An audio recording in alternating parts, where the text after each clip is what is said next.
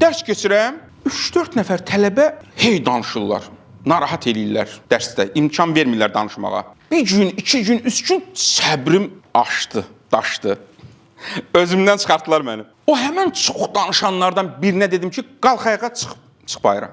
Neçə dəfə xahiş eləmişdim, xahiş edirəm sizdən, xahiş edirəm, mümkün deyil. Oğlan durdu ayağa, çıxanda o rejissorlar orada belə kadrlar tuturlar.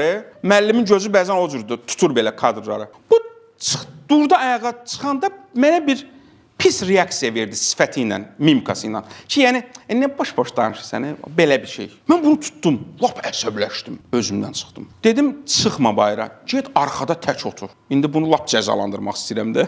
Bu uşaq durdu ayağa, getdi arxada, tək oturdu. Baxdım bunun sifətinə, ilahi, qızardı, bozardı, ağardı bu uşaq. Dərsini oxumur, bu əxlaq baxımından da zəifdir. Nəysə, peşman oldum. Bir dəqiqənin içində peşman oldum. Dedim, bəlkə bu xanımlardan, qızlardan biri ilə bu sevgilidir burada. Bu nəyəmə sevgildən danışmışam? Sevgi şeiri oxuyacam.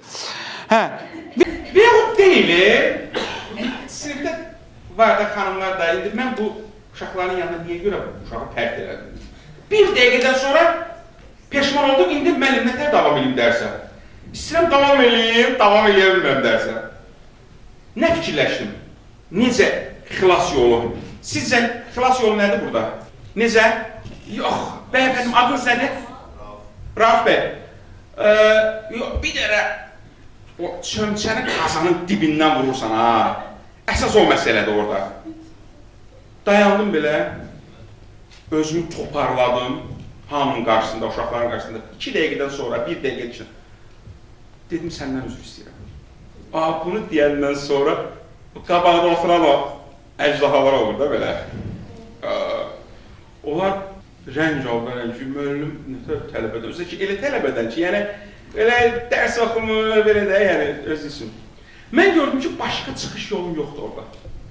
Bunu mənə hüquqi vəzifə deyil, universitet tapşırmır. Bu mənim içimdən gələn bir şeydir. Deyim, səndən üzr istəyirəm, biraz mən özümdən çıxdım, bağışla. Və siz salam.